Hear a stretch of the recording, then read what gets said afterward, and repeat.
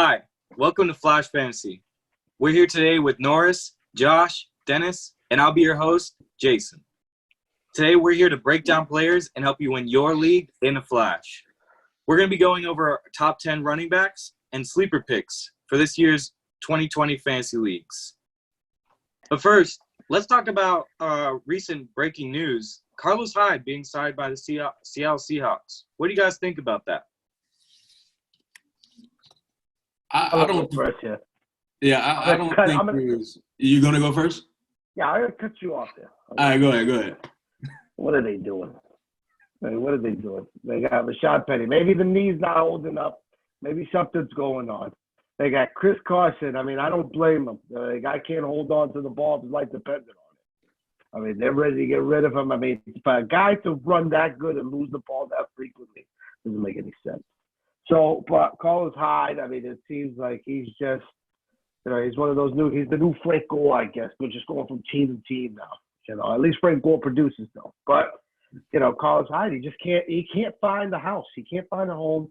He's good for San Francisco, but everything just fell down from there. But I don't know. I mean, maybe they just need somebody for Rashad Penny's knee. That's the only thing I can think about. What do you think, Norris? Yeah, I don't think it was a move worth making. You got Chris Carson, like Dennis said, he got some issues with the ball. But again, Rashad Penny, you didn't need him because there were rumors of Marshawn Lynch coming out of retirement again to join the Seahawks in the backfield. And that was not too long of a month ago that I read that. So I would have rather had that happen than see what they did happen today. So yeah, it's not worth the move. Any takes, Josh? Yeah. I agree with the guys. I think if they were trying to sign Carlos Hyde, they might as well have signed Cam Newton. They're looking for a running back. Like, I think it was just a bad decision. There was just no need for it, but let them do it. Yeah, I think you guys have some good points. Like, overall, not super necessary. But I think with Rashad Penny kind of showing his injury proneness throughout his career, his short career at that having Carlos Hyde, somebody he doesn't get injured, bro. Like, through the last, every team that he's been on, he's just been fine. He's been able to play as much as they need him to. Now, again, he's not starting. He's not going out there running it three downs and putting it into the end zone. But, I mean, it's a good little substitution piece if they need him. I think that the Seattle Seahawks won't really use him. They really don't need to use him. And it's kind of one of those mediocre signings. It happens, and we're going to see that throughout this period between now and the start of the regular season. So, yeah, I think and besides that, the only other news that we could talk about is Antonio Brown. The rumors, that's all they are right now, is rumors that Russell Wilson wants Antonio Brown on the Seahawks. How do you guys feel about that? No. That's all I got to say to it. No. No, Russell. No. Walk into see training one camp game this year with burnt hands this time. Thank goodness. I see him coming back for one game, 124 yards, a touchdown, and 11 yards rushing. And then he's going to be kicked out of the league again for something else. There's going to be another phone call of him and Russ talking about something. He's going to put out another YouTube video, and then that's it. It's over for him. Well, I'm glad Josh has this whole next year for him mapped out. Yeah, that's a good waiver wire pickup, though. We've won. It could be. One good waiver pickup. It could be if he actually if he's not suspended. And don't forget, they do still have Josh Gordon on their roster, who is trying to be reinstated again. Right. Yeah. So I mean, him and Antonio Brown are just gonna make a club up in Seattle, the suspension club. But yeah, and so that's all the breaking news we have. In the offseason, as we get closer to the start of regular season football, we'll be able to break down and talk about some more news as it comes along. But let's talk about our top 10 running backs.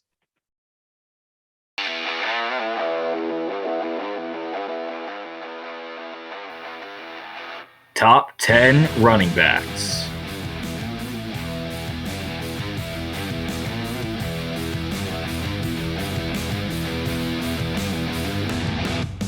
I'm going to go first, and hopefully the undisputed number one, Christian McCaffrey.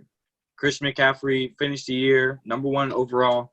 I think number two overall in fantasy, number one as a running back.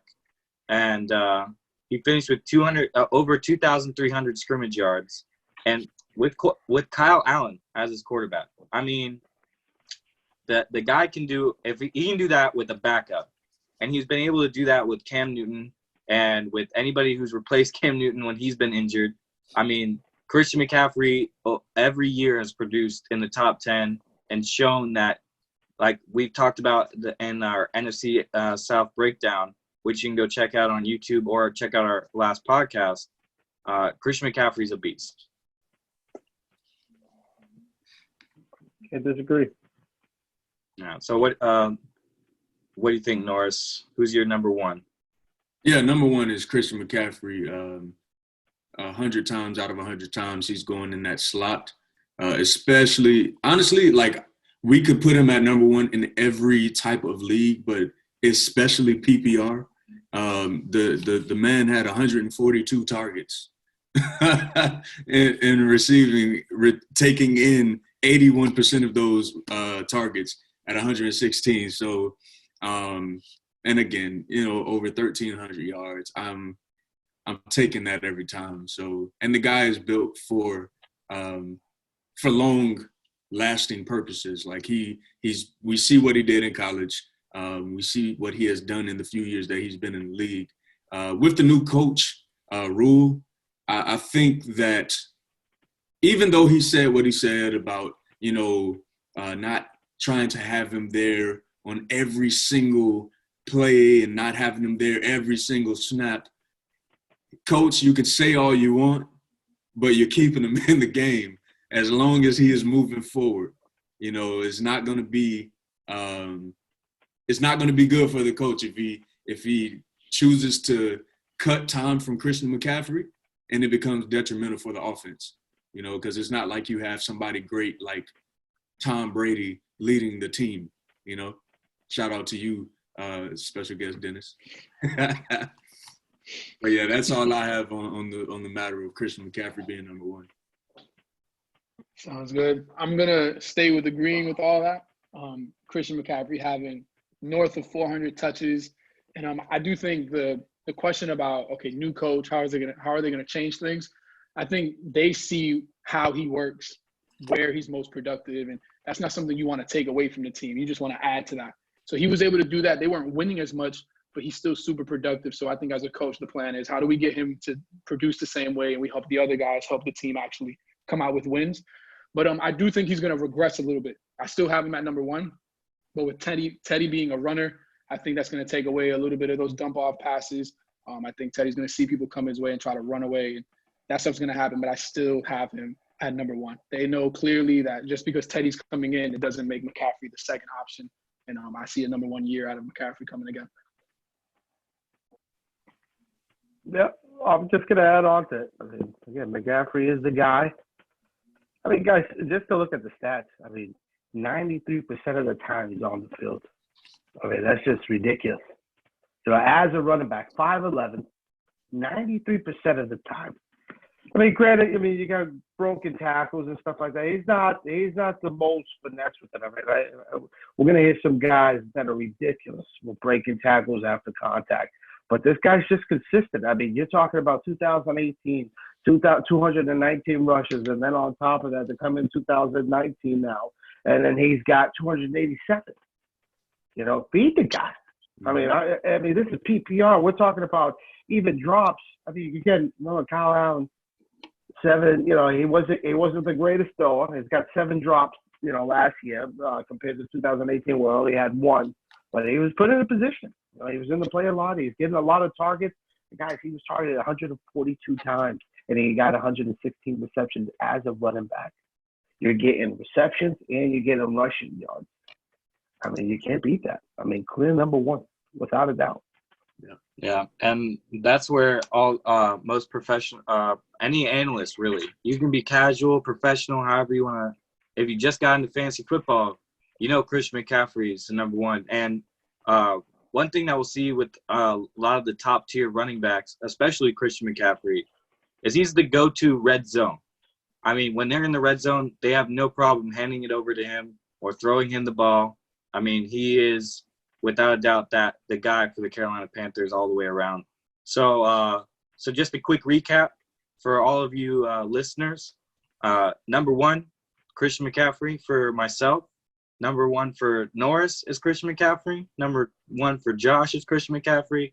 And with no surprise, number one for Dennis is Christian McCaffrey. So now let's get into number two. I have Ezekiel Elliott as my number two.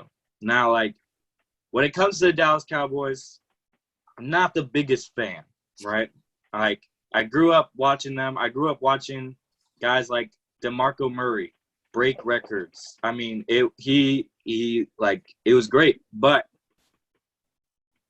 I just think Zeke has a chance with not only Dak trying to get this money, but I don't think Dak's going to risk his body as much. And I don't think he's going to risk his body that much, and he's going to be handing it off or throwing those dump-off passes to Zeke.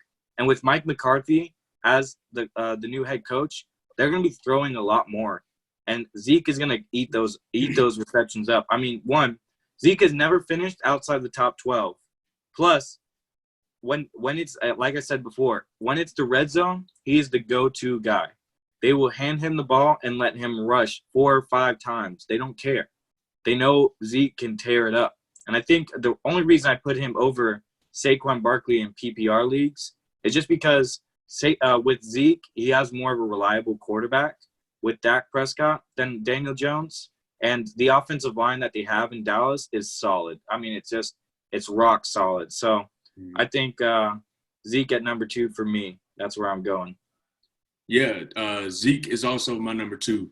I'll just continue to piggyback off what you were sharing because in the red zone, Ezekiel Elliott has 59 attempts and scored 11 touchdowns. You know, that's in the red zone alone. And he had 301 carries. You know who was first in carries?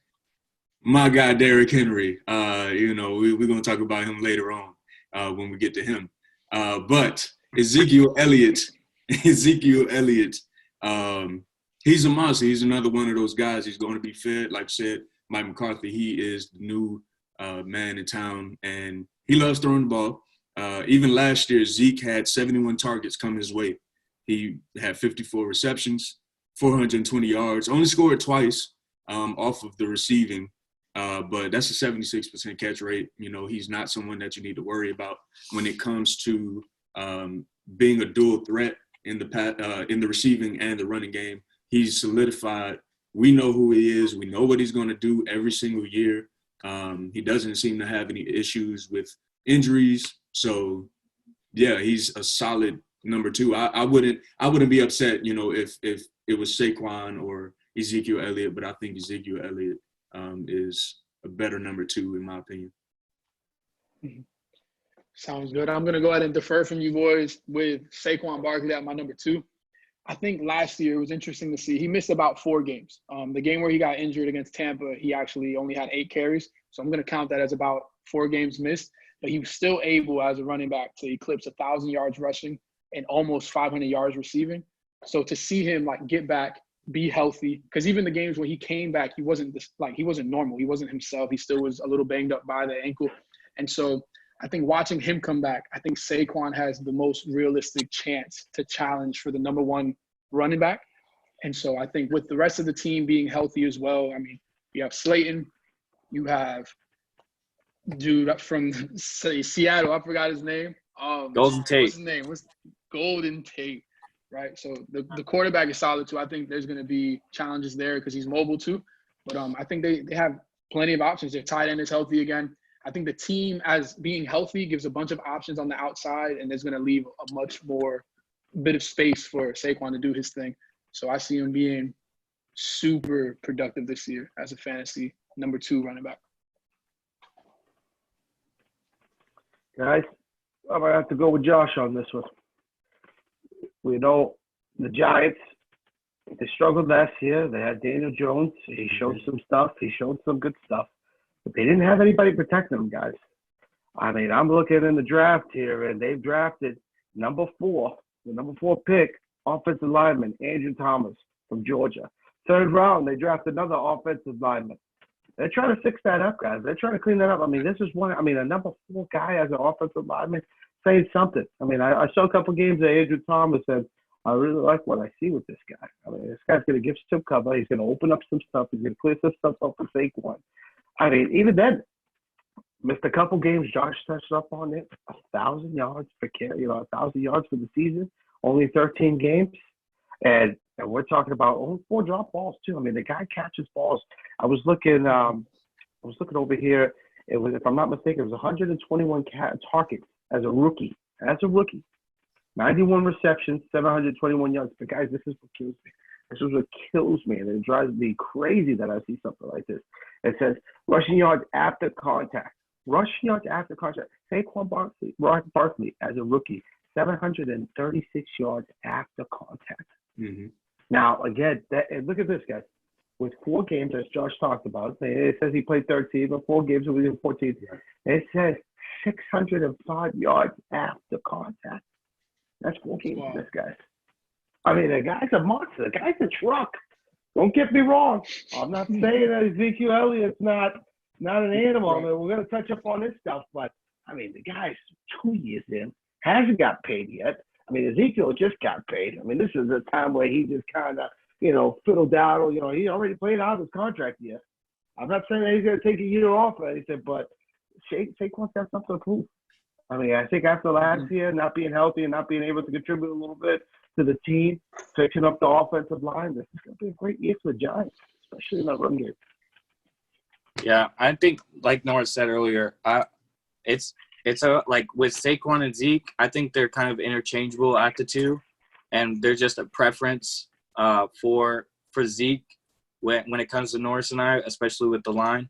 But just a quick recap, I have for my number 2, I have Ezekiel Elliott. For Norris's number 2, Ezekiel Elliott. And it seems like we're 50-50 split here because Josh has Saquon Barkley and so does Dennis with Saquon Barkley.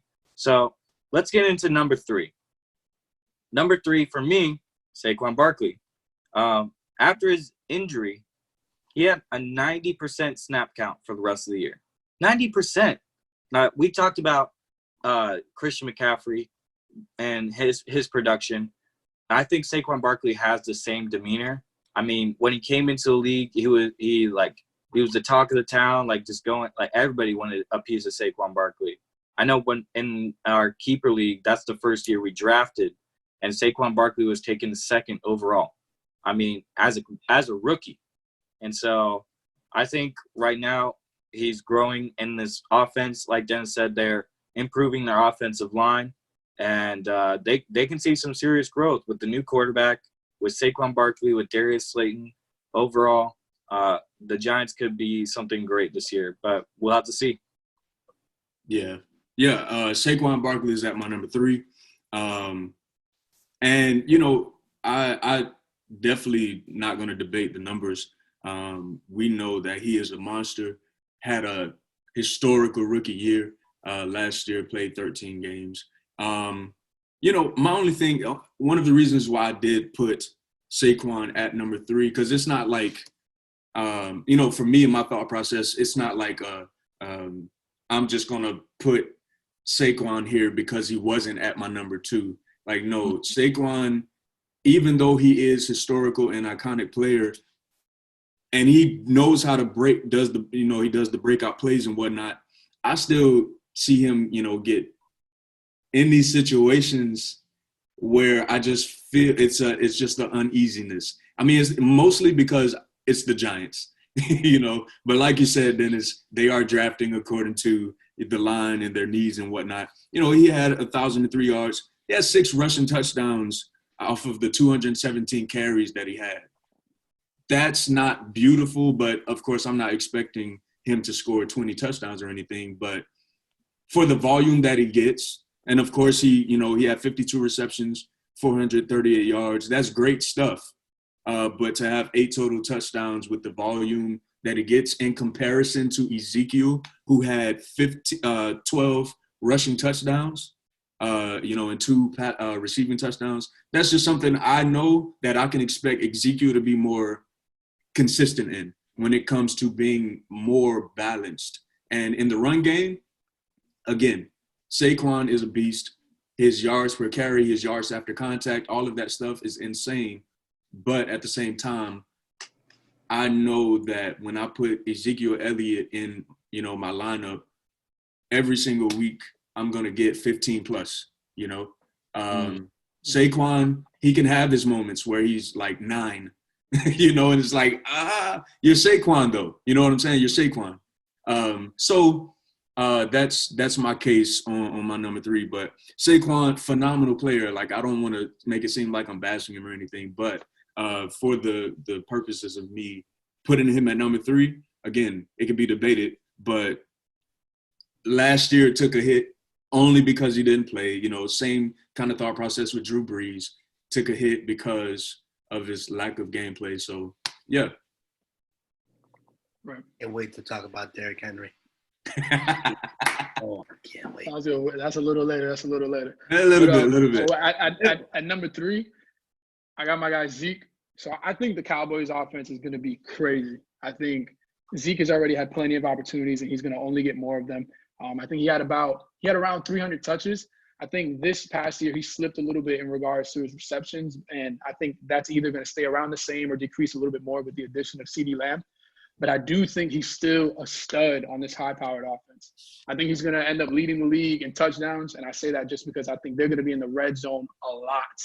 And Norris mentioned the stat of him, like, rushing 59 times in the red zone, getting 11 of his 12 touchdowns there. And it's amazing because 11 of those 12 came from beyond 5 yards. So it's just in the red zone. It doesn't have to be like on the 1. It's just get them within those 20 yards. And I definitely think their offense is built to be able to be there regularly. So I see him. I think he'll be the leader in regards to touchdowns. But I have him at number 3. And I think, he's going to have a wild season this year, though. But it is really close between him and Saquon. But, yes, sir.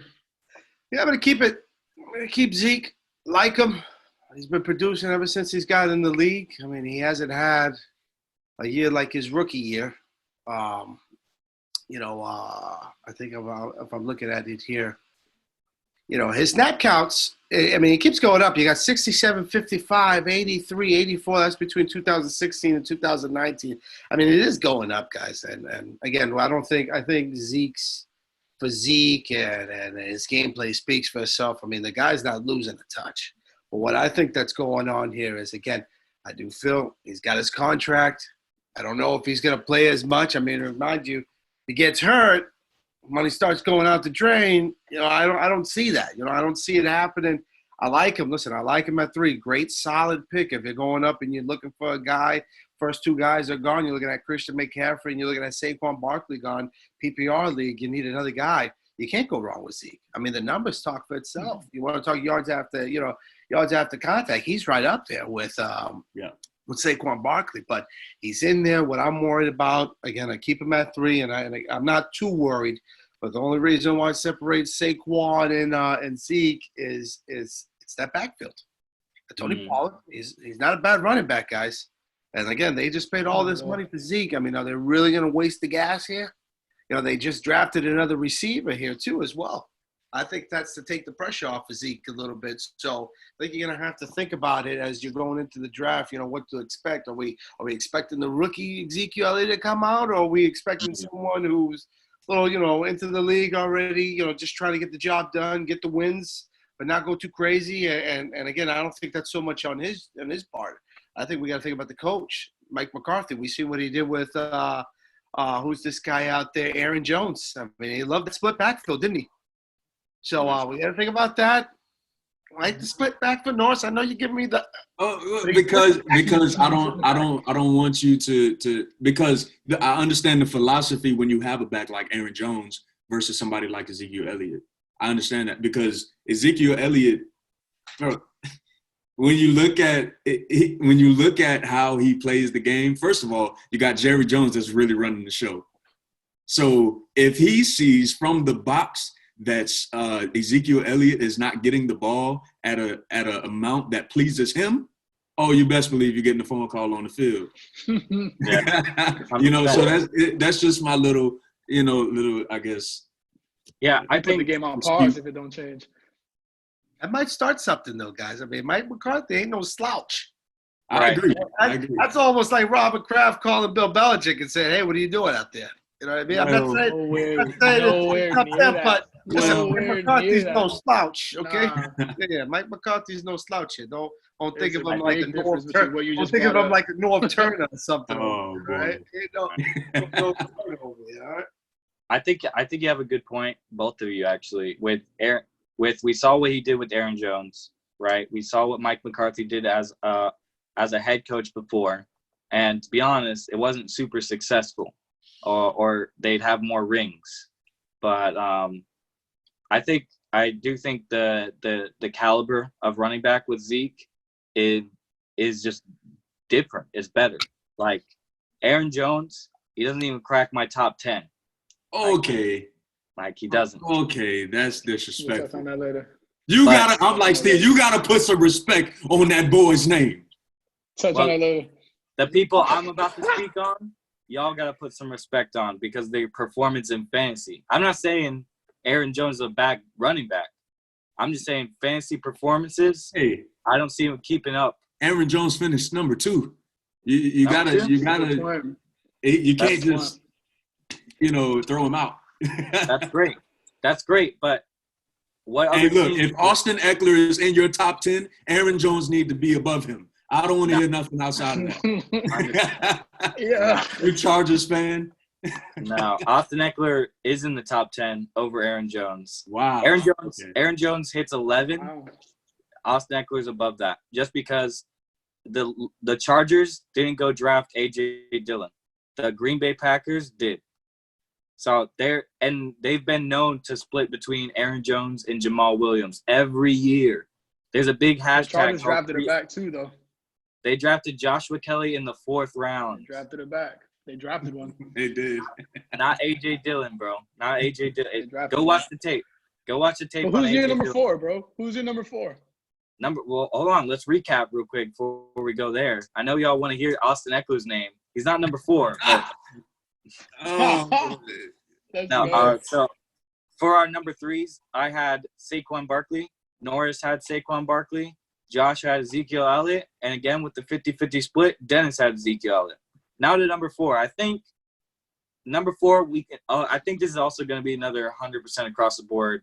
I put Alvin Kamara. I put Alvin Kamara as number 4 because the New Orleans Saints have shown the interest and trust into Alvin Kamara. I mean, since he started, he had an injury bump a couple years ago, last year, where he sat out 2 games. But, dude, he's finished 3rd, 4th, and 9th in his career. And that's with his first year splitting between him and Mark Ingram.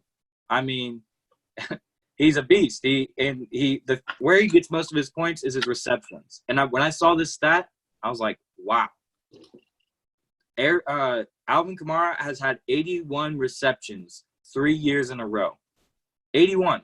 Had 100 targets, 105, 97, 81 receptions without a doubt. So if I can count on 81 points from my running back a year without even counting rushing or rushing touchdowns or reception touchdowns, bro, that's solid. That's a solid. And I feel like there's a little bit of a drop when we talk about the first 3 and then we talk about Alvin Kamara and Dalvin. Not a big drop, but just a small drop between them. And I think that's where Alvin Kamara and Dalvin Cook, I feel like they fit in this 4-5 range where they can slightly be interchangeable. But the reason I put Alvin Kamara is that in that offense, Alvin Kamara is at least the number 2 option. You have Michael Thomas with the number 1. Alvin Kamara is the number 2, hands down. And we could see it by his receptions. Even when Teddy Bridgewater was throwing the ball, Alvin Kamara was producing. Now, he had he in PPR, like I said, he didn't finish without the top 10, and he's overall a beast. And I see him as number 4, finishing number 4 easily. Okay. All right. Yeah, this is not 100% across the board pick because I have Dalvin Cook at my number 4. Dalvin Cook is the next best thing, in my opinion, after Christian McCaffrey, Ezekiel Elliott, and Sacrum Barkley. When it comes to having a balanced running back, powerful, it's got plenty of volume. He had 250 carries last year, 53 receptions out of 63 targets. That's a great catch rate. Great catch rate. And, those receptions, he had 519 yards, no touchdowns. That's something that could be like whatever, but he had 13 rushing touchdowns. You know what I'm saying? Like, it's fine. And we know that he is, in his rookie year, we couldn't see him play. But ever since he's been in that lineup, I mean, he finished 6th, overall in running back PPR fantasy points. So it's something that when I look at Dalvin Cook and I look at Minnesota offense, it's, we're going to see how the impact of Stephon Diggs leaving is going to look. But, honestly, I think that the carries are obviously still going to be there. He's still going to be toting the rock for over 4 yards a carry. So Dalvin Cook, in my opinion, he's my number 4 over who'd you mention? Alvin. There we go, Alvin. Even though I love Alvin, I mean, yeah, the guy is a monster, but yeah. Right. So I'm going to go ahead and agree with Jason. I think this is honestly where the list starts to get a lot more complicated, though. I wanted to put Alvin higher, and then I did research, and I was like, okay, his opportunities just haven't been there, in my opinion, in regards to rushing. Now, Jason's right. Like, he does great in the passing, but, like, his talent is definitely top 3, but his opportunities aren't like the top 3. And so last year, Alvin did get hurt, like what Jason mentioned. And so I also realized that the games that he played where he was healthy, he only had more than 15 carries in 3 of them, which honestly is concerning. But again, he does make up for that stuff in the passing. But I think based on his talent, I think last year was definitely like a down year. Like, that's probably the most down of a year that you're going to get from Alvin Kamara. I don't think that's going to be replicated unless he gets hurt in any kind of way. I think there's only up from there. And so if you go up from there, you look at years that he's had with sharing the ball with Mark Ingram, still almost getting 900 yards, 700 receiving. I expect him to do much better than like the projections. And I think all that needs to change is his usage. If that usage changes, which I believe it's going to, I think he's going to have a tremendous year and be right in that mix, top 3, top 4. I don't see him being within the top 2. Like we mentioned, I think there's a little bit of a drop off after the top 3, but maybe playing around and trying to get into that 3rd spot. I think he has the talent to do it. He just needs the opportunities. Yeah, I'm going to keep it going. I'm going to keep Alvin in here. Usage is the big thing. 63% use 2018, only 59 2019. And that's the biggest thing. But when the guy's on the field, he's probably one of the most dangerous guys on there. Lines up wide receiver, lines up slot, lines up as a running back. I mean, the guy's used in every different possibility. We're talking about Dalvin Cook. I'm not saying that he can't. I mean, Dalvin Cook's a great running back. Your traditional running back that can catch the ball here and there. But Alvin Kamara, we put him up there with McCaffrey. I mean, as far as usage-wise. But we're going to talk about that. The thing is that we got to worry about it, and this is why Dalvin falls down a little bit on my list, and it's the same thing. Listen, I'm going to tell you guys since day one, I probably am one of the guys that dislike knee injuries the most. I mean, there's nothing like a good ACL that'll make me not want to draft you. A torn ACL does not want to draft you. You tell your ACL, I mean, ACL pops up and I'm all over the place. Is it the PCL? Is it the TCL? I mean, that's all I'm thinking about. What else is TLC, it? Maybe. But that's the thing. I mean, Kamara, one of the things I worry about is the concussion. We know about, 2018, he had the concussion. We know about concussions very well. And that's the thing. And that's why they're limited the usage. But I think, again, he's got to play for a contract year coming soon here. You know, he's got to get on the move. I think here with Sean Payton coming in, and we got Drew Brees still in here. You know, again, I know we're in a dynasty league, but I'm looking at it. You know, I'm giving you guys the stats for this year, and I'm honestly thinking it's going to change here. Yeah. You know, I know they used Latavius Murray a little bit last year, and you know after he went down and stuff, but this is it. I mean, Kamara does it all. We're talking about targets wise. We're talking about receiving wise. I mean, 105 the first year, 97 the second year, 81 receptions both years. You know, and we're talking about 709 yards 2018, 533 2019. Again, we did, his year change, but the guys use. I'm all in. I mean, you want to put this guy out for as many snaps, use the guy. I mean, you give me a running back and a wide receiver put together, I'm all in. PPR, sign me up. Okay? Right. Alvin Kamara, number 4. I think that's all solid. And just to speak to Dalvin's credibility with why I think the two are very close is Alvin Kamara fumbled the ball 4 times. 4 times last year. And that's not what you want to see. We talked earlier about Chris Carson fumbling every time he gets now Alvin Kamara is a lot every better game. than that. He fumbled 4. He fumbled 18 and they only played 6. Those aren't real stats, ladies and gentlemen. Those are just Dennis stats. But I think with Alvin Kamara, though, the big what separates Alvin and Dalvin to me, I love Dalvin Cook. If I could trade the Chargers for any team, it'd probably be the Vikings because I love Dalvin Cook. But Alvin Kamara came back from his injury, and every time Dalvin has been injured, he either plays less or he doesn't play at all. And it's something that's taxing, especially Dalvin Cook has never been helpful in a fantasy championship, not once. He's either hurt or he's being benched, and that's not what you need from a round 1 pick. So I love Dalvin. I think he can definitely be the end of round 1. He's definitely top 5 for me. But Alvin Kamara had an ankle injury and an ankle and knee injury. I know Dennis loves hearing those knee injuries, but he had an ankle and knee injury in October and then came back for a 4.9 yard per carry and a 5.2 per catch. I mean, you're talking about he's getting 10, 15 catches a game maybe. No, I'm just kidding. He's getting maybe about at most 10 a game. So you're talking 50 yards per catch, right there, and then rushing attempts. Like Josh said, not much over 15. So we'll say maybe an average of 12. So we're talking 48 yards for 12 attempts, and we're talking another 50 yards per catching.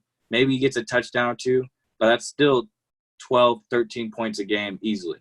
And you need that from your running back. So just a quick recap for everybody listening.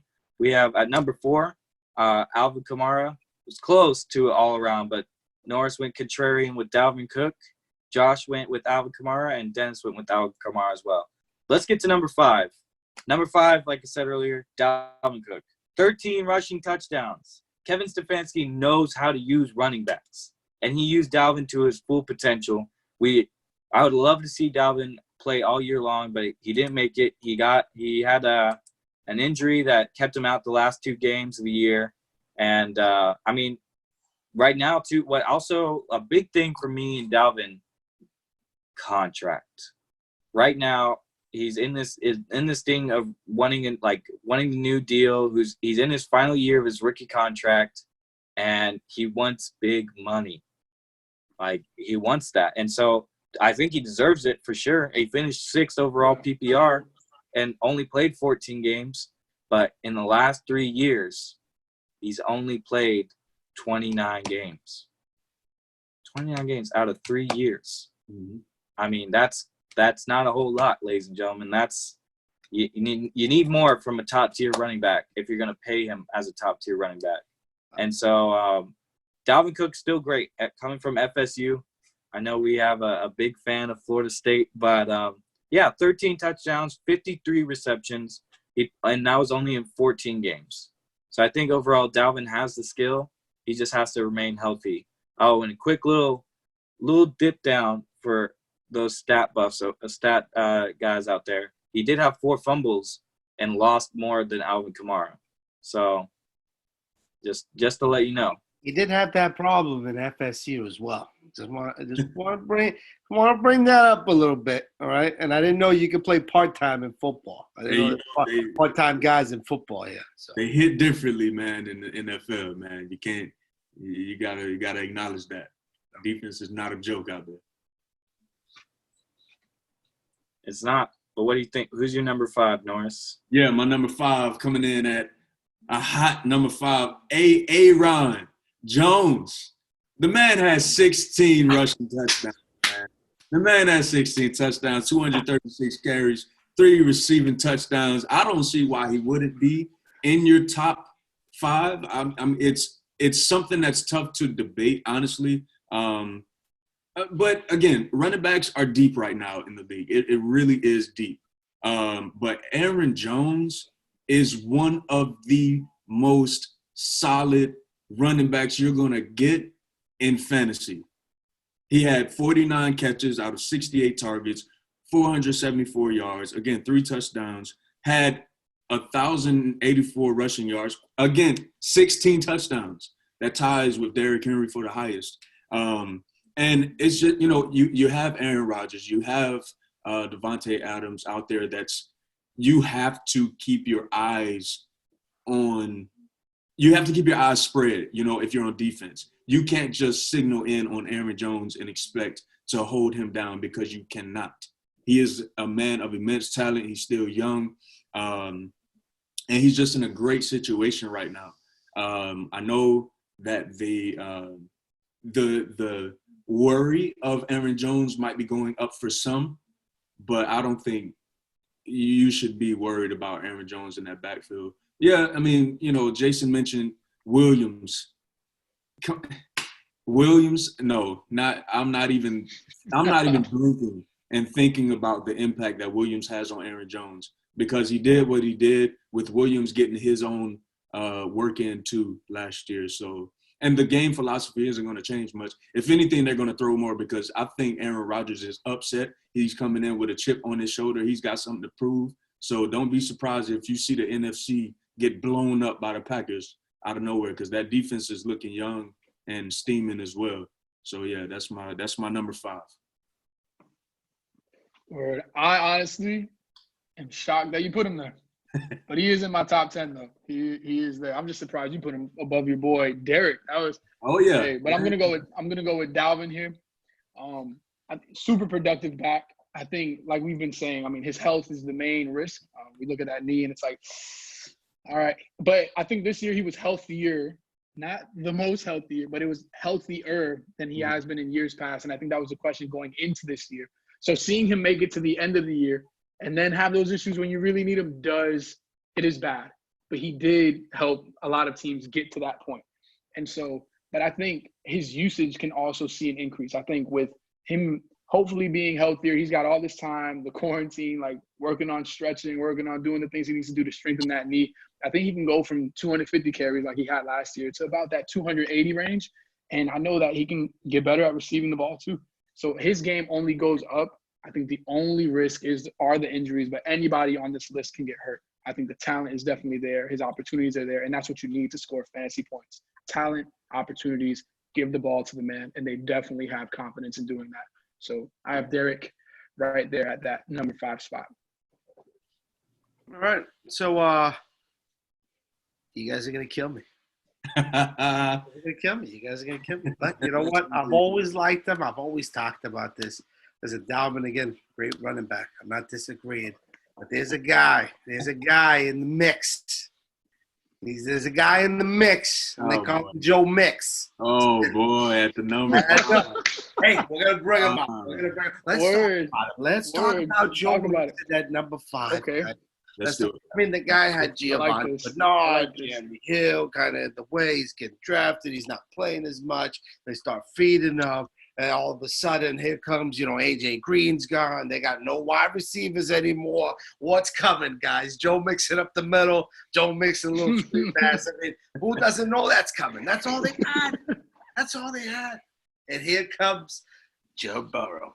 Joe Burrow. I mean, I tell you what, listen, it takes a lot of guts after going out for a season. Mind you, guys, listen, Cincinnati had a lot of offensive linemen hurt last year.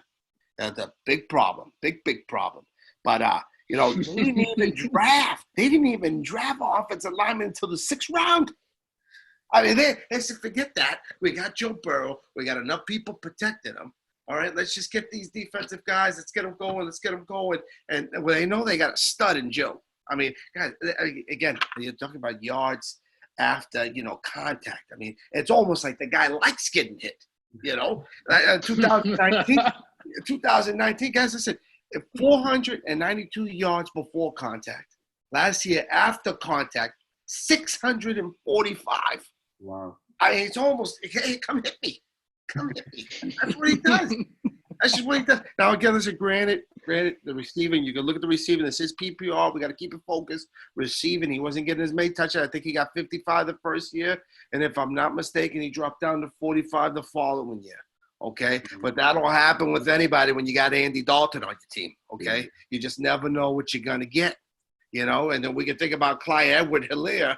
I mean, that guy with Joe Burrow, I mean, that guy's a first rounder all of a sudden. Why? Joe Burrow. Right. That's all I got to say. Joe Burrow. All right? Don't mix it up.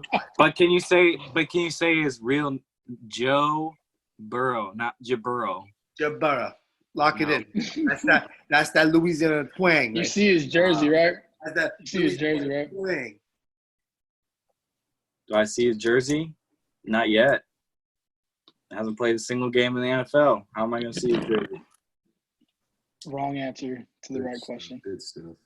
So I like it. I like Joe Mixon. He is in my top 10, Joe Mixon. Yes. But he's not as high as 5th. I just can't put him there. Right. I just see, and I'll dive deeper into it, but a big turnoff for me is the receptions that he didn't get and he hasn't got, and his catch percentage with those receptions is great, but he just does. I think, one, they drafted T. Higgins and they drafted Joe Burrow. And I think as a rookie, you want to rely on the running back, but I don't think Joe Burrow is that guy that's going to continuously throw to the running back. So we can definitely get into that in a second, but just a quick recap. At number 5, I took Dalvin Cook. Norris at number 5 took Aaron Jones, surprising the rest of us. Josh took Dalvin Cook, and another mix-up is Joe Mixon. So yeah, and I bet you Austin Eckler does better than Joe Mixon this year. I bet you James Conner does better than Austin Eckler. Oof. All right, I'll take that. And those are our top 5 running backs. Thanks for watching. Make sure to like and subscribe and hit that bell. You can follow us on Instagram at The Flash Fantasy and listen to our podcast on any of your podcast apps.